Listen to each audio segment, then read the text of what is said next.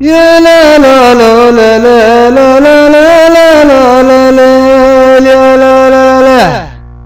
من يهب لي سلف ودي مع العالم افتح لي قناه مبغي يخدم بها موروث شعبي ولا مبدا سياسي ابغي اصير مليونير وعلى حساب المفلسين مثل ما سند الشعب السعودي قنوات الرخاصة وقنوات تذويب المبادئ وترويج الفتان